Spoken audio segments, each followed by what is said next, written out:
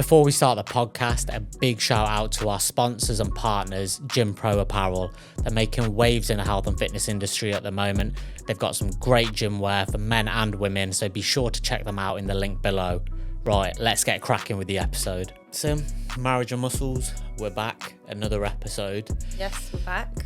Quite early today as well. Not even at 10 o'clock in the morning and going straight to a gym session after. But yeah. I mean, I look ready for the day. I don't know whether you look ready for the I day. know. To be fair, it always takes me a couple of hours to get going in the morning. And obviously I've got my coffee here as well. I've only had a couple of sips, to be fair. So by the time I finish this... You did your cold plunge this morning, didn't you? Yeah, you would have thought that would wake me up, dunking my head into freezing cold water first thing in the morning. But yeah, clearly hasn't woken me. I've had a good few hours sleep as well. So yeah, I'm not sure why I'm still... I've had the worst sleep. I'm run to sleep around about 4 o'clock, so I'm struggling a bit. But yeah. Yeah, why do I remember in the middle of the night, like you were on your phone at like 2, 3 in the morning? I couldn't sleep. I was scrolling. And then at some point, you started making like noises and you were turning around. And I was like, shh, be quiet. I was like, because I think I was falling asleep at that point.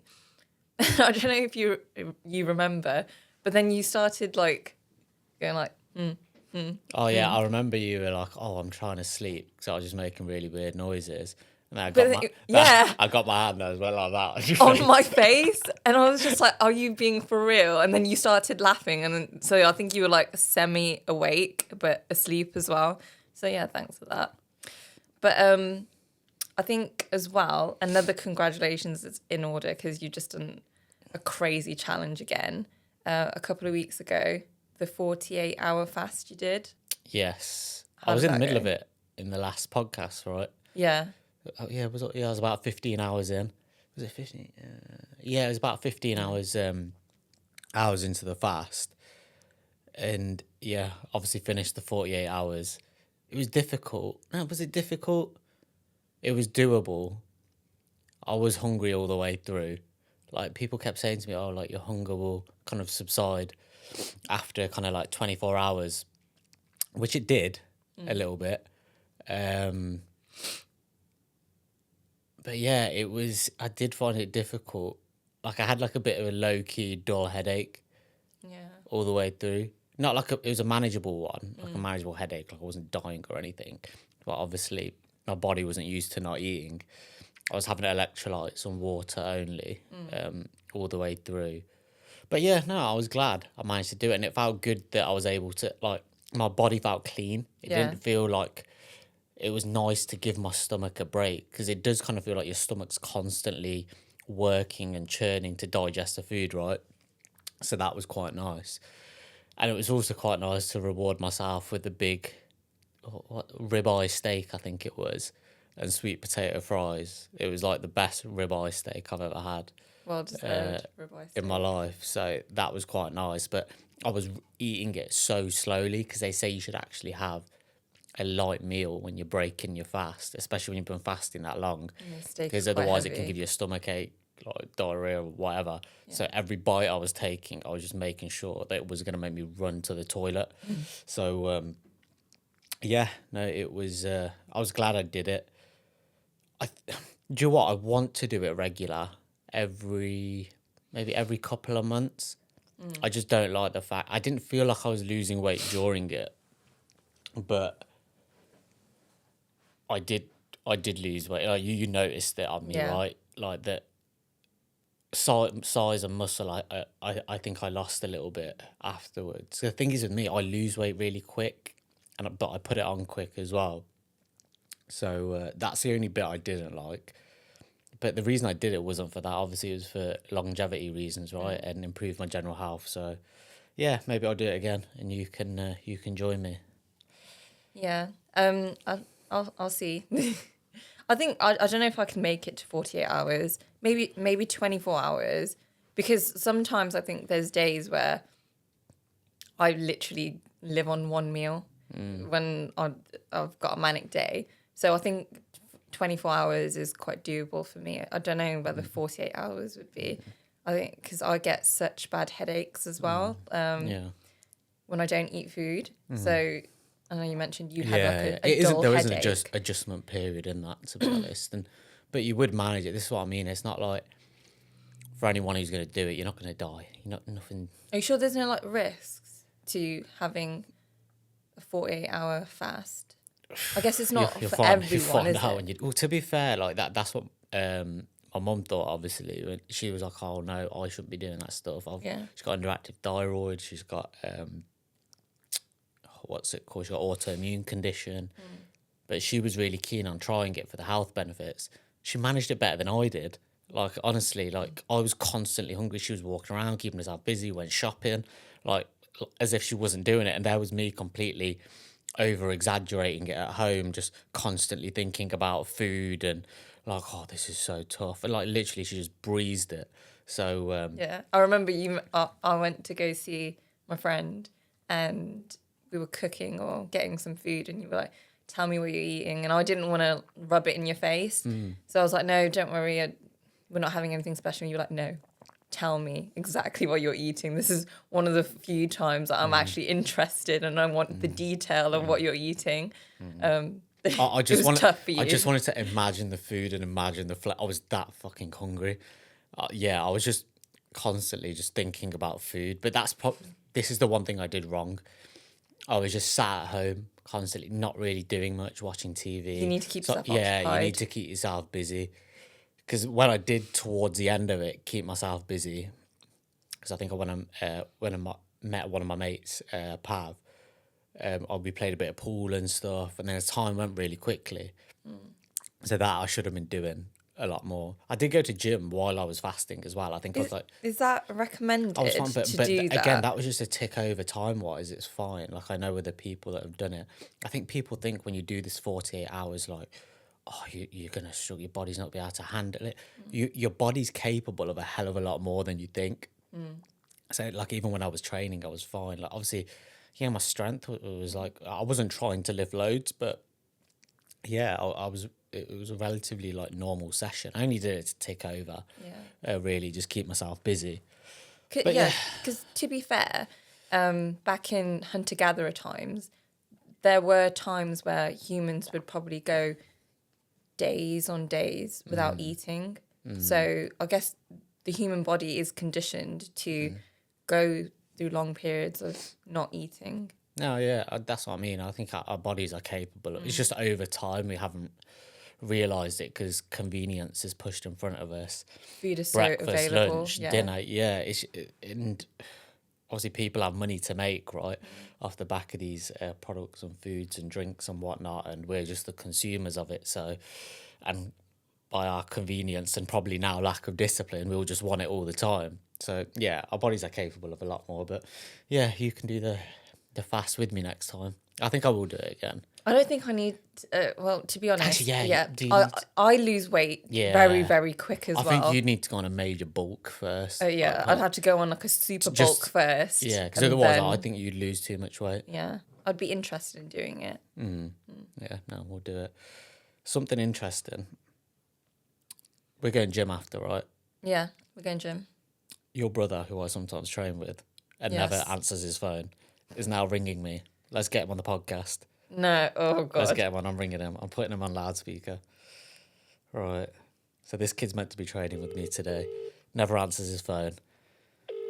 Let's see if he's actually going to train with me today. Was he meant to train? I bet he's not going to answer now. Hello. Hello. Sean, you're right? Right. Yeah, not bad. How you doing? I'm good. What you doing? Yeah. What you doing? You just woke up? Pretty much, yeah. Just FYI, we're in the middle of recording a podcast, and you're on it. Oh, great. So I'm literally putting it into the speaker now. But yeah, you on gym, yeah, later. Yeah. So yeah, we'll finish recording. What's the time? About 45 minutes. Yeah. So we'll meet you at we're trying Foundry today, right? Yeah, Foundry. So yeah, we'll meet you at Foundry at 11, but we'll let you know when we finish, yeah? Alright, cool. All right, mate. All right, see you in a bit. Alright, see you in a bit. Bye. Anyway, Anyway. thought that, because to be fair, I did need to ring him back, and it's the only way I was going to get him get hold of him is in the middle of a podcast. So yeah, sorry about that. Also, what we wanted to talk about was got my blood work done, Oh yeah. right? And I've never ever had it done in my 31 years of living, not to this extent anyway, where it was just checking absolutely everything. I was a bit nervous about getting the results, to be fair, just because I had never like properly had anything checked. And got the results, went to, not sure, obviously people watching may have heard of this guy, Imran Khan, from Transform Now, based in Jewellery Quarter in Birmingham. So a really good guy. Has obviously had a little consultation first, and we actually just had a consultation afterwards. So yesterday, just to go through the results as well. So the main reason I wanted to get the test done was obviously I train some form of training I could even potentially say 7 days a week. It's rare that I have a complete day of doing nothing, right? Yeah. I'll either be playing football or I'll be doing sprints. I'll be doing something almost every day. Yeah. I'd say Friday is usually your rest day, but now you started sprinting. Sprint club. That's what I mean. So I was kind of thinking, is my body recovering how it should be? Am I training to like an optimal level? Are my testosterone levels high enough? I'm doing a lot of things which mean they should be high, things like cold plunge and things like that. So that was the main reason for doing the test. I've just got the results in front of me now. So should we start with I can't even say not so good now, because now that I've had the consultation. So let's be honest, it was fairly good. It's funny because he sent you the results, and then where something's low or high, You read it, right? Yeah, he makes a note there, and I don't want anything to be bad for you. I don't want it to be low or high. I want you Jesus to be. Christ! Anything that was red, you're like, that's bad. That's no, bad. but that's how you were taking it. You were taking, that's bad. That's bad. I don't want you to be high or low. I want you to live anxiety, outlive me. Reading my results, like panicking, thinking, "Oh, am I okay? Am I good?" You're like, "Yeah, that's bad. That's bad. That's bad." I was like, "Mate, can you take it easy here, please?" But no, anyway, let's go to the thing that first. So the first thing that was in red, and actually was very low, was my vitamin D. Yeah. So it says the normal range for vitamin D is between 50 and 200. And yours was? NMOL, whatever that is. So it says optimal is between 75 and 200. Adequate is 50 to 75. Insufficient is 25 to 50. And deficient is under 25. Mine was 37. So that's an insufficient amount of vitamin D.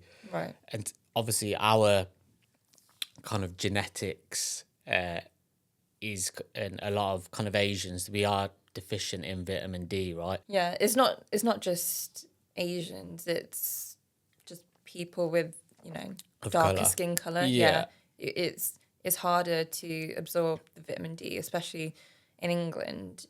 We don't get that much sun. So, yeah. I thought I had been getting a fair bit of sun, but clearly not. Clearly I need more holidays.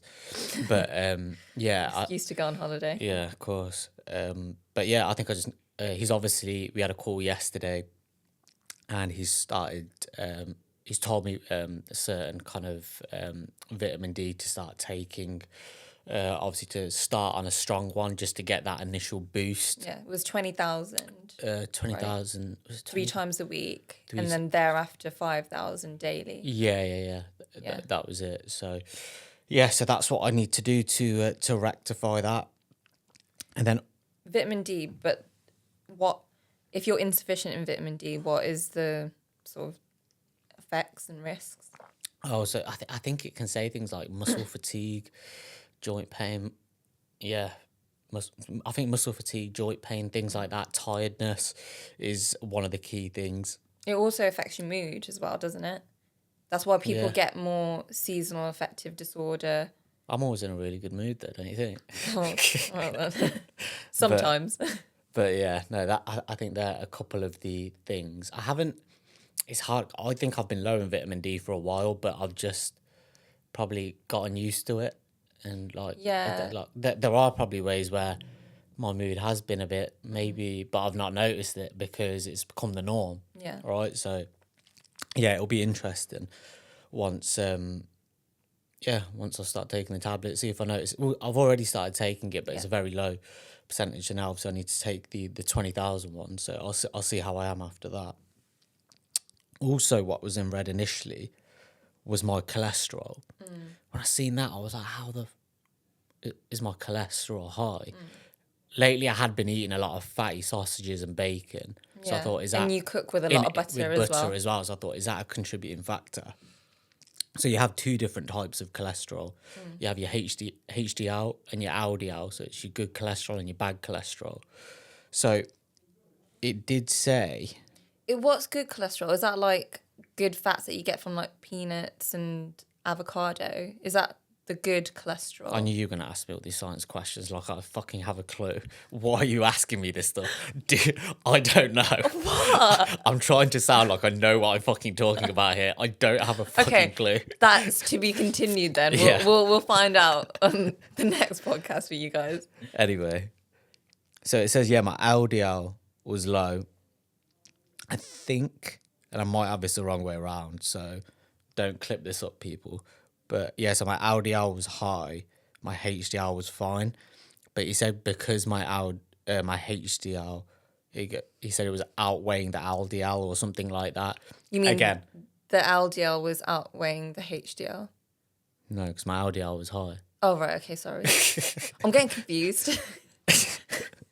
Yeah, it's a cock up. We need Imran on here, I think, to go through my results. And Imran is meant to be coming on at some point, but so he said saying because the HDL is good, it's outweighing the bad with the LDL. So he goes, there's no problem with cholesterol. Is basically the point I'm trying to make.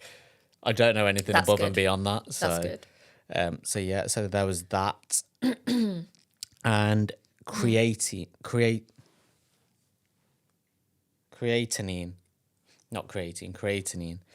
So the levels for that should be, so the normal range is between 59 and 104. Yeah. Mine were 115. So that's technically slightly high. Yeah. But it is commonly known that people who weight train, it is known to be higher. Also, I've been taking creatine. To be fair, I've been taking it 2 or 3 months on the bounce. You take it pretty much every day when you go to the gym, don't you? Yeah, and because I do train most days, I probably should take a bit of a break from it. He didn't say it was anything to worry about what those levels were. He didn't even tell me to take a break from the creatine, to be honest, but I think I'm going to do it anyway. I don't like getting overly reliant on supplements. So that was the only other red. I'm just looking. So yeah, the main thing that he mentioned was the vitamin D. Yeah. What else did he say? And then, the testosterone, the main thing that I was worried about. I was thinking, is it low? Is it... Why were you concerned about it? Is it just a general thing Do you know what that it is? guys think about? I think it's as I've aged. Obviously, when you're younger, your body recovers really quickly, right? Your testosterone levels as a teenager, early 20s, your testosterone's through the roof. I think I noticed that I was having to be a lot more conscious of my recovery. So I was like, is my testosterone levels, are they high enough? Am I recovering as I should be? So I thought, okay, I want to get my testosterone levels checked. So let's see what it says. So the normal range of testosterone is 8.64 to 89. And mine was at the top end at 24. Of course. Let me just say the top end. Yeah. So it was at 24. And he did say that to me. He's like, your testosterone levels are very good, so there's nothing to worry about there. And so, you don't take any sort of like testosterone supplements, or is there even such a thing? Well, I'm on steroids. No, I'm joking. I'm not. No, I don't take anything that would artificially boost my my testosterone. So I was quite pleased with that, because if it was low, would I have considered doing something like testosterone replacement therapy? Or I think that's as far as I would have gone. I wouldn't have started hitting like anabolic steroids like Anavar and things like that, which a lot of people do. Not that there's any problem with people who want to do that, because people may want to perform to a really high level or get to a particular size. So So that's absolutely fine. But that's not really your goal, is it? It's not my goal, no. And I think one thing that is my biggest hate of people who take steroids, and nothing against people who do take steroids. Like I said, it's a very personal choice for people who want to take it. But they say that they often look at people who don't take steroids. Let's say you're a bit of a bodybuilder. Obviously, you're lifting way more weight than you could possibly do naturally. You're able to push the boundaries with the number of reps that you're able to do. So you're able to train a lot harder than you would do if you're natural. But so many times I hear people that are on steroids look at people who are training naturally saying, yeah, they haven't got the discipline. They're not training hard enough. They haven't got the mentality. I'm like, how about you jump off the fucking steroids, train naturally side by side with this person, then we'll see what kind of mentality you've got to train naturally. Because if anything, the person training naturally is in some ways, you could say they're training harder because they're doing it the hard way without any shortcuts, so to speak. And again, not knocking people who are on steroids or want to take something, because they may have individual goals to them that they want to reach. But it in no way means that they are training harder than people that are not on any form of steroids. I think if anything, the people that aren't on steroids in some ways are having to train harder to get to anywhere near where they are, where their muscles are growing kind of abnormally more than they would if they were natural. So yeah, it's my biggest pet hate, I think, because I just hear it so much. See, I don't really know much about steroids. I don't really know anything about it whatsoever. But so how does like steroids work? Is it targets the testosterone level? Is that what a steroid does? Well, yeah, and then it boosts your testosterone levels, right? And again, Right. don't hit me up for this. I'm not an expert on it. that enables you to lift heavier, run faster, because like it's not just weight performing athletes that take steroids. There's like running athletes. There's a lot of elite high Cyclists. performance. Obviously, you get tested and stuff, right? So it's very hard now if you're an elite athlete to be taking stuff. It gives you an edge. Yeah, a lot of bodybuilders obviously take it to compete. Yeah.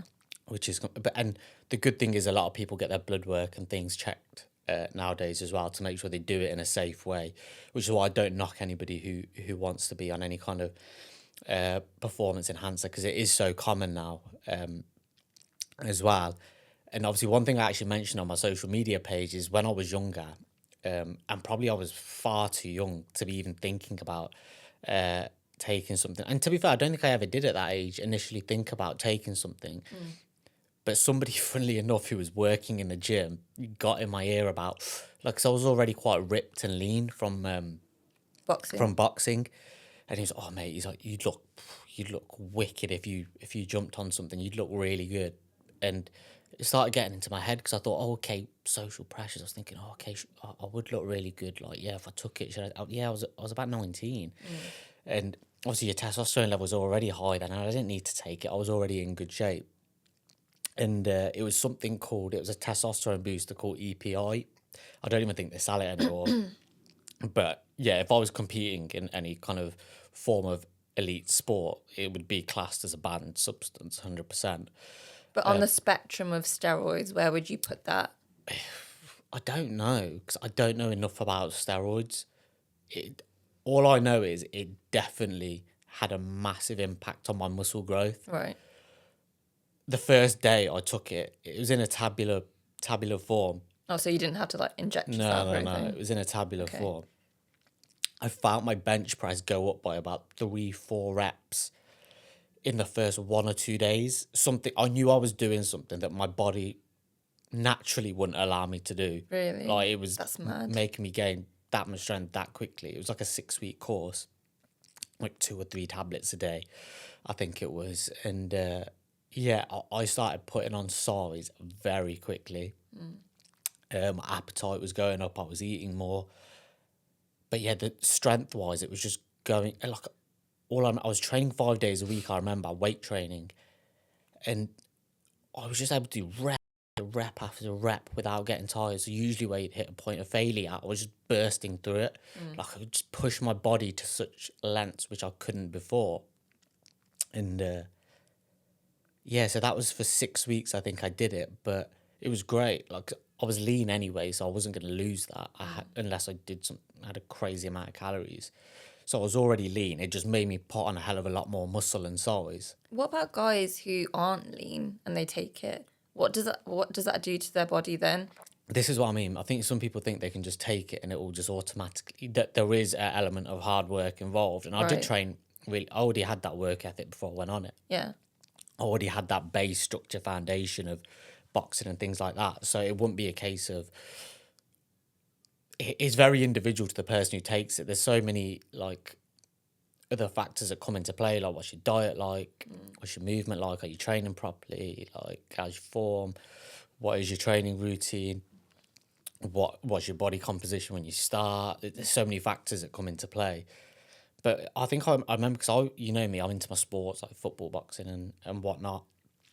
I put on so much size, I felt like a bus, kind of doing any kind of athletic movement, whether it be turning, agility or whatever. And I started to not like being that kind of really big size. And what I found myself quickly doing was working hard to burn off the size. Really? Yeah. Like I remember I started playing a lot of football, started doing boxing just to kind of get rid of some of that size and get leaner again. Why don't you just come off of it? Or lower the dose? Well, it was 6 weeks, the course. By the time I'd know, because like I said, it took time to put on the size. And it was once I'd finished the course, obviously the 6-week course, that I realised, okay, I don't think this size is something that's going to benefit me in any way, because I'm not competing to be a bodybuilder. Yeah. All it was a bit of ego, wanting to put on some size. Yeah. But for my purposes, someone who liked being athletically fit, it wasn't good. Someone who was quite into kind of like high performance and stuff. I'd say that we're very much similar in that aspect, in that you like the strength training. I like the strength training as well, but I like being fit. I like being Yeah. able to run. I like being able to, have the stamina. I just feel so like- if we concentrate too much on the weightlifting and neglect the cardio side, the cardiovascular side, then start feeling a bit crap. It's Yeah, it's a the same. hybrid. I honestly, we are very much hybrids in that. Yeah, I know, 100%. I can even remember 2 instances. Like I was sparring in boxing and I was playing football. This is after I'd finished the 6 weeks. Boxing wise, I was sparring someone that probably weighed a good half a stone less than me. I'd probably say a stone less than me. And this kid just peppered me around the ring. Just because by the time it took me like to throw a jab, Yeah. it probably hit me with about 3 punches. It just made me that slow and lethargic. And Right. like I said, I'm carrying that additional muscle. And then for football, my agility went to shit. Like just turning, I was like a bus. Yeah. Like it was just so slow. So yeah, it didn't meet my needs, so to speak. And then talking about side effects, I was lucky. I think because I did it without any knowledge, any guidance, or I had the slightest bit of guidance from the guy who worked at the gym. Who, if I'm honest, I don't. He think worked at the gym. Yeah, and he exactly. gave it to you. I don't know why he was recommending it to a 19-year-old kid, which is fucking stupid.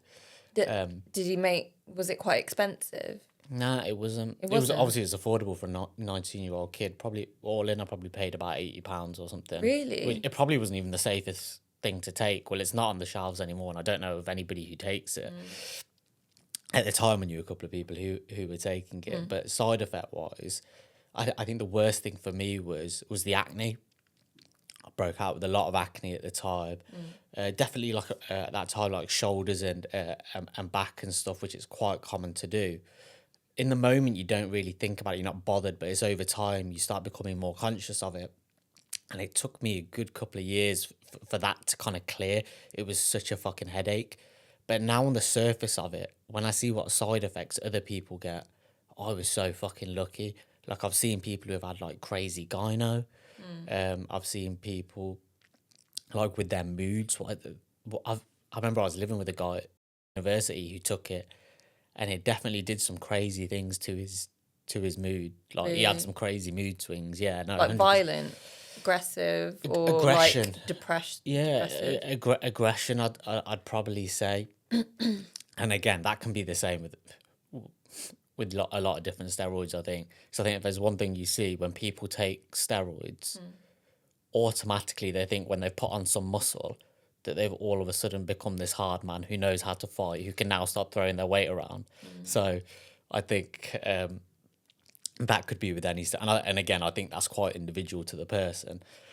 But yeah, no, would I ever do it again? No, I wouldn't. Actually, to be fair, I'm saying no, I wouldn't. That's why I want to get my testosterone levels checked. I thought if it is on the should it somehow be on the floor? Would I have considered taking like TRT, testosterone replacement therapy, in a safe way? I would consider it. Ideally, I'd never would have wanted to do it this young. I would have wanted to do that when I'm perhaps in my 50s, in a safe way. Because that can be done in a very safe way. I would never want to jump on like a proper anabolic steroid. Don't get me wrong, the temptation's been there. What's an anabolic steroid? I think that's just your hardcore steroids. Is that like the injection one? Again, I don't know much about in steroids, but you love asking me questions about stuff I've got no fucking clue about.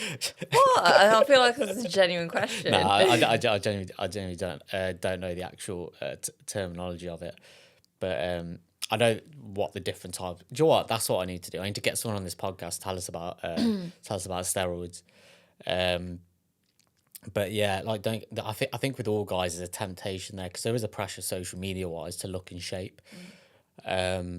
So yeah, some women take steroids as well. Yeah, of course, and I think they more so do it for not performance, but for bodybuilding purposes, like if they're competing or something like that. But yeah, I think there's always the little temptation when you think you're going out of shape. Oh, should I do something? But I think I'd always be too scared to jump on anything proper, I think. And to be fair, like now that I've seen what testosterone levels are good and I'm now training that you're optimal human being. Exactly. So I've got no need, right? No, I've got no excuse. So yeah, no, I'll be training naturally for the foreseeable. Okay, I'm glad about that. I don't know why, but there's no specific reason, but I don't think I'd be comfortable with you being on steroids. For girls, I think it's more so that they look at it from the fertility. Yeah, I worry about your health in the future, any risks that could come from that. Yeah, I think when it comes, I know loads of guys who have been on steroids and they've been perfectly fine when it comes to having kids. I think it probably depends on the knowledge of knowing what you're doing while you're taking it, the dosage of what you're taking, not becoming overly reliant on it. But even then, I know people who take regular low doses and their probably fertility levels are fine. So it's very individual. It depends. Yeah. There'll be a lot of other factors that come into play, I think. So obviously it doesn't help your fertility. I mean, if you think about it, really, it's a drug that affects, regulates, boosts a hormone. And women do take such things like birth control. It regulates a hormone. Like people with thyroid issues, women on menopause, they take medication for that as well to regulate their hormones. But why is there like a bit of a stigma around steroids? In what sense? What do you mean? Or is there a stigma? Because I don't know, but I get the sense of some people don't openly come out that they're on steroids. I think it is becoming more. It maybe used to be like that. Yeah. But obviously, even when I went to see Imran Khan. Yeah. From this transfer. There's a lot of people that are on steroids that go see him, right? They want to make sure that they're okay. That's the thing. I think people are doing it now and they're becoming a lot more open about it because they're looking to do it in a safe way. They want to have their blood work checked regularly, which I think is really good that people are looking after their health a lot more when they are taking it rather than doing it so flippantly. But yeah, I think if I'm being honest, it's 50-50. Like guys who train now, when you see a guy in the gym, it will be 50-50 whether he's on some form of steroid, I think, because it's becoming very popular. Yeah. The funniest thing I see this so much, people who continually say that I'm natural, I feel like the more people say they're natural, more makes me question, are you on something? Because there's no need to say it. Like, do you know what I mean? Like I know. That's what I mean. Like there's, it's not a bad thing. It's something that regulates or boosts a hormone. It's not a bad thing. So why not just Just be say open about it? Yeah. That's why, like with me now, like a lot of people ask me. Obviously, you can see now from my blood work and stuff that they're at good levels, but they're not at like crazy levels. I'm not on anything, and I'm open about it because I feel like I learned a hell of a lot from being on something before. I wish I never did. I don't. You shouldn't ever have any regrets, right? But I did kind of learn how to train while I was on it. I didn't have much guidance when I was on it, which wasn't good. Didn't have blood work checked or anything like that. So after kind of thank my lucky stars that nothing went kind of majorly wrong, and I just got a bit of acne, and it didn't go beyond that. But yeah, no, I think it's good that people are doing it in a much safer way now. And like I said, I know a lot of people who go to see Imran to get their blood work checked while they are on it, because yeah, because I think in the past I do know people that have done it in kind of unsafe ways. People who aren't really even proper gym goers, and they've just started their first few months of gym and jumped on something. Yeah. And then they've gave up halfway through a cycle or something like that, and then they've started seeing side effects. And yeah, it's something you need to be very careful with. But in terms of people being open about being on steroids, it's personal, right? Some people Yeah. feel comfortable Yeah. being open about it. I think some people won't. So On that as well, another question might be, people might already do it. I don't know. But you know how you mentioned that you didn't get much guidance around it. Do you think maybe PTs should offer guidance around it? certain PTs do. Like Or do they? you do. Well, they don't really call themselves personal trainers, but you get a lot of coaches now. Because I think a lot of people who do take steroids or performance enhancing drugs, they compete in like bodybuilding shows and stuff, Yeah, right? yeah. So they'll go to a coach with that experience who has either competed themselves or has Yeah. been on some kind of performance enhancing drug and knows what they should be taking, how they should be taking it, how much they should be taking, how they should cycle it, so they can reach a peak level at the right time when their show or competition comes. Right. So you do have those coaches that are out there, and I think you can go to those coaches even if you're not competing as well, right? So yeah, no, they are out there. If But that's good then, because you don't want people taking it unknowingly, taking wrong amounts, etc. If you're going to take it the right way. I think the majority of people that are taking it now they do the research. They're becoming more Yeah. knowledgeable. They're not doing what I did like when I was a young, impressionable 19-year-old kid just flippantly doing it. I think people are doing it the right way now. Okay. So it's moved on now. Yeah, since where then. they'll research it and they'll look at what they should be taking, how much, when, yeah, that kind of stuff. So, yeah, I think people are doing it the right way now. I think, yeah, and it's very individual as well, I think, with how people are once they've taken it. Like I've told you, like I've seen people that take it who it does nothing to their kind of demeanor and personality, but I know some people who do take it and it changes their whole personality. Like they'll put on a couple of more stone or a bit of extra muscle, and all of a sudden, for some reason in their head, it means that they can now throw their weight around a little Yeah, bit. In a way, it's yeah. good. It should give you confidence. Yeah. But you don't need to be a dick. Yeah, Yeah. to put it simply, you don't need to be a dick throwing your weight around. It doesn't mean you're better than anyone. It doesn't mean you're worse than anyone. It doesn't give you a right to throw your weight around either. Stay humble. And yeah, because like I said, I've seen it with my own eyes. People that have jumped on it become overly aggressive, and it's massively backfired. And I've literally seen it. Someone jump on it, and what I've seen quite often is people jump on something, put on size,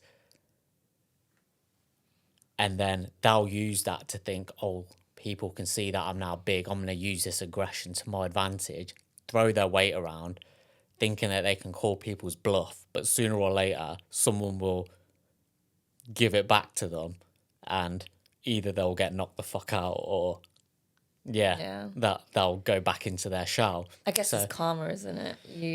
It just is. stay in your lane. It is, yeah. You should stay in your lane, which I know like most people do. But like I said, I've seen a fair few who, all of a sudden thinks it means they're Superman now, and that's how they can conduct themselves in public. I find it funny, but it is what it is. But yeah, right. On to the next topic. So I wanted to talk a little bit about your training and female training, because I find this quite interesting. You're following a new gym program. Yes, I am. You're training legs like 3 times a week now. Yeah. Why do girls do this? In the last podcast that we did, I spoke about how I lost a bit of my gains now.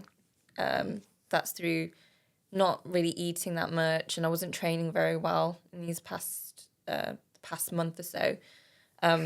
So yeah, I feel like I'm on, not even back to square one, I'm back to minus step 4 in my journey. It feels really, really crap. But this guy that I follow on Instagram, Dr. Glute, he's hilarious. He's so funny. Oh, yeah, you showed me him, right? Yeah, and he does these great reels about form when you're doing certain exercises.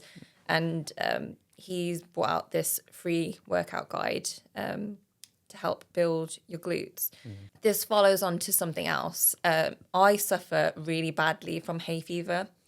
Since you've known me, I've been like the worst hay fever sufferer you could possibly know.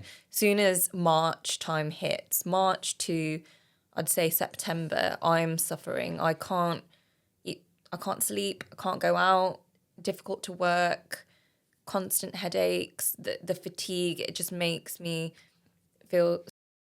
This year I looked into getting the hay fever injection. So it's not prescribed by the NHS, because essentially it's not an injection that specifically targets the hay fever reacting part of your immune system. It's a very, very strong steroid. So overall, it lowers your entire immune system slightly, so that the histamine producing part of your immune system isn't as reactive, because obviously I have to take the tablets, which are antihistamines. My immune system overly reacts by producing histamines whenever there's pollen. So I took the hay fever injection. So I did a bit of research into it, and there were quite a lot of side effects. But at that point, I was very much, I can deal with the side effects. I can't deal with this hay fever anymore. I'm at 30 years of age, and I've not known I couldn't believe how bad your hay fever was. I've literally never seen anyone react as badly to hay fever. It's as so how bad. You have, yeah. It's so bad. I'm not joking. I'm not even. It's to the point, like, if it was a nice sunny day and we wanted to chill in the garden, I think you'd have to sit inside and watch me through the window. Yeah, it's horrible. It's so horrible. And when I was at school, it was bad. It used to affect me when I was at school, because there was, this is going to sound like such a sad story, but you know, when you're at school and it's a nice sunny day, and then the teachers let everyone onto the grass. Yeah. So you come off of the playground and go onto the grass. I used to cry to the teachers saying, please, I don't want to go onto the grass. And they'd be like, you have to. There's no supervisors on the playground. Don't you usually have an option to stay on the playground? No. I'm sure now they do. But back then... We used to have an option. Oh, well, shit school you went to. Yeah, well, maybe... Foxford. No, but it wasn't at Foxford. It was much younger when... was it? I think I was like 7. I was like, so what are you, year 2? St. Giles? Year 2, St. Giles, Exel Cedars, yeah, like infant school. Like it started back then. When you go to a school in Exel. Joking. Yeah, I used to cry, please don't let me on to the grass. But they were like, there was no supervisor. And even when it was time for summer exams, it would really take a toll on me, because I wouldn't be able to sleep during the night. I'll be sneezing all throughout the day. My eyes just couldn't open them. So yeah, it took a significant toll on me physically and mentally. This year was the first year I looked into getting the hay fever injection because I was at my wit's end. I just physically could not have another year suffering with hay fever. So I went to a doctor. Was this a private? It was a private doctor because the NHS don't prescribe it because apparently I think they say that the risks don't outweigh the benefits with this because it lowers your overall immune system. So if you do get ill during that time, you're more likely to, succumb to the illness. Your immune system won't be able to fight it off fully. Yeah. But luckily, I didn't get ill during that time. I got a few colds, but I was fine. A couple of months ago, I was getting changed, looked in the mirror, and I saw a big dent on my butt, right in the site of the injection. I remember when you said that to me, I was like, don't be silly. I'm sure there's no dent there. But you actually got... It's not... I don't think if anyone... Not that anyone should be looking at your ass, but I think when I first looked at it, I wouldn't have noticed it until you pointed out the specific spot and there's like a tiny little dent. No, visibly, you probably can't see it that well. I can definitely see it and I can definitely feel it. It's such a groove in the top part of my glute. So when I looked into it, essentially, when they do the injection, because it's such a high dose of steroid, they're meant to inject it into the glute muscle.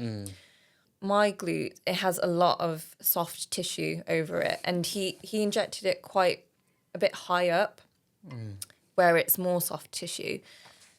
I think what he's done is he hasn't injected it correctly into the glute muscle. He's injected it into the soft tissue area. And essentially what has happened there, it's called soft tissue atrophy. That's where the steroid has essentially contained itself within that region. It hasn't really dispersed out into the muscle as it should. And it's broken down the collagen and the elastin that is in that area, which is why I'm seeing that dent there now. That, for me, at 30 years of age, it's really worrying, and I felt quite sad about it because, to be honest, I love my ass. I'm very proud of it. I work hard in the gym for it. It's so minimal though, like you can barely see it and notice. Yeah, but it's a tiny little. Maybe when it's you, I think I can imagine. Yeah, but if I run my hand down one side, feels absolutely smooth and fine. The other side, I'm running my hand down it. Oh, dip. The worst dip. The worst thing is that didn't they make you sign like a waiver as well? I had to sign a waiver that there are side effects and I can't essentially sue. But do they tell you what the side effects are? If they don't, I'd sue them. Well, they list literally the list. One of them a dent in your ass. Well, yeah. Not muscle, skin atrophy. Is that what it says? Yeah. It's not skin though, is it? It's actual tissue. Soft tissue atrophy, yeah. That's what has happened. So in order to try and fill out that dent as such, I've kicked up and boosted my leg training. And I'm going to be combining that with taking collagen supplements to help refill that area, because when I looked into it, for some people it never comes back, and for some people it takes years to get that back, and it will be a case of building the muscle behind it to try and refill that area, and taking collagen supplements to hopefully get the elastin and the collagen built back up. I think it will. I think it will go back to normal over time. And like I said, I get it. Like you feel it like a little, but it is like literally probably over a couple of centimeters. It's like a little dent, isn't it? And it's like a dimple in your ass. It's not. It's bigger than a dimple. Is it? It's bigger than a dimple. Maybe slightly. I'm not saying that I stare at my ass all day, but I've had quite a lot of time to look at it. Quite a lot of time in my ass. I've been looking at it quite often, and it gets me down. It does. It gets me down because I don't want that. Like, I shouldn't be having breakdown in collagen. Would you do it again then? The hay fever? Because I think it's one of those, like, you literally it's not any way to how bad your hay fever is. You cannot live like that throughout a whole summer. No. It's way too bad. And the thing is, we're surrounded by fucking trees and bushes and fields. There's no way. You can't get away from it in England, especially And where we're we potentially live. moving to somewhere where we're surrounded by trees, bushes and fields. So it's going to be more of the same. So, yeah, what are you going to do? You're going to... I've literally... Actually, I haven't even asked you this. What are you going to do? Are you going to take it again? Or No, I'm not going to can't you take it again. somewhere else in your body? But then risk that happening again. Yeah, but if it happened in your arm, if that happened in my arm, I wouldn't really give a shit, to be honest. 'Cause it's a tiny little dent. It's not tiny though. You keep saying it's really frustrating me that you keep saying it's tiny. It's absolutely huge. The only reason the only reason it doesn't look as bad is because I've got a lot of like fat in that area anyway. So Sim, you can't see just it. get your ass out on the podcast and show us. All right then. You want me to get my ass out? I'm joking. All right then. Yeah. You know what? I might just take a picture of that area and maybe document it so that people can see. And whilst I try to fill that area out, and you know, the touch of it is very deep at the moment, and I would not want that anywhere else either. It's eating into the soft tissue. So let's see. I've boosted up my the weight training to 3 times a week. Is it so? Hold on. This started with, you started training legs 3 times a week, and we've got onto your hay fever. So is the reason why you train legs 3 times a week to absolutely pump that muscle back in or tissue back into your ass? Kind of, yeah, kind of, because it's really got me down.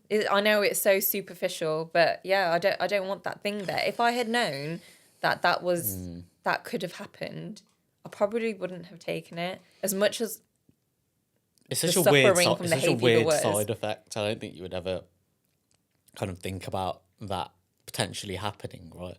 What side effects were you scared of when you took the hay fever jab? I don't know. That's what I mean. You don't usually think. You're too busy thinking about just fucking living a normal life. At that point, I was at my wit's end, and I have to say, I lived one of my happiest lives this year, not having hay fever. Yeah, 'cause I even remember when it was. I think it was my 30th birthday, and I think we were all chilling, drinking in the garden and stuff. And I think you literally. This was before we went out. I think we went into the centre of Birmingham. And you literally stepped into the garden for 5 minutes. Your eyes were like absolutely bloodshot red with hay fever. Yeah. And it was ruining my makeup because my eyes kept like running. It was only till we got further away and further into the centre of Birmingham where there's less trees. Yeah. That I started feeling better. Yeah. Because in the city centre, there's less trees, there's more pollution. So it's hard for the pollen to get through the air. So yeah, maybe we just need to move to the city. It's such a killer. I feel sorry for myself. No, I'm joking. Over the summer, when our room is absolutely baking and I need to open the window, and you're like, no, you can't.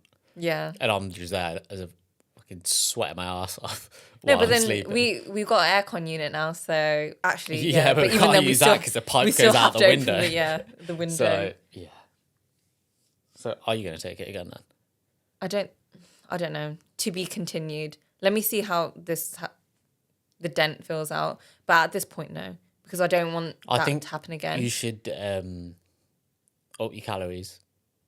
And yeah, just keep training glutes 3 times a week. Surely that'll fill it back out.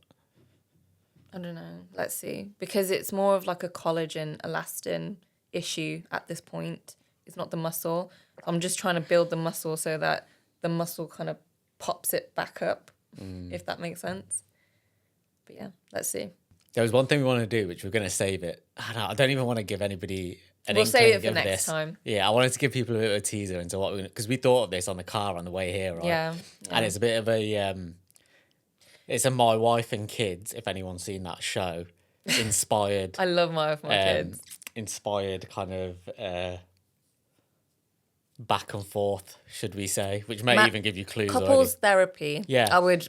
My Wife and Kids inspired couples therapy. Yeah, we're going to do that next. We're going to do that, but it's going to be interesting because I think we'll both be sharing some things about each other that we may not necessarily like. And we might end up absolutely having an argument in front of you guys. Yeah, so we may end up going home. These arguments that we've told you about. It's going to happen live. Yeah, on it's going to happen live. and it will probably be Sim's fault as it always is. So, yeah. But yeah, that's to come in the next episode. So stay tuned, guys. But yeah, that's it for this podcast. Thank you for listening. Please subscribe to my YouTube channel. I want more fucking subscribers. It's taking too fucking long. So please subscribe. Rome wasn't built in a day. It's not. It's not. But no, on a serious note, I do appreciate everybody who even takes a minute of their time to watch the podcast. It's really appreciated. Appreciate any comments, any feedback. Yeah, so big love to everybody who shows support in any type of way. And yeah, stay tuned. This podcast, will be coming out next week, hopefully. Yes. Before our producer goes on holiday. To Bali. To Bali. Love to go there. Which I think we're planning to go next year, right? Hopefully, fingers crossed. And Ibiza as well, for the millionth time for me. And the first time for you, to be fair, you've never been. I don't know if you really want me to go to Ibiza with you. Do you really want to go to Ibiza with your wife? Yeah, why not? Like I said, I just like the vibes. Pool party vibes.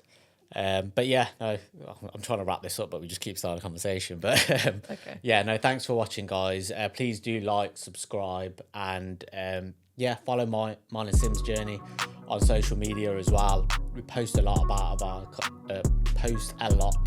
gym workouts, routines, what we get up to as a couple in the gym as well. So yeah, give us a follow on social media. My handles, can't remember what my handle is. I think it's Gian_Gil1, and yours is SimGil1. Yeah. So be sure to give us a follow, guys, and thank you for watching.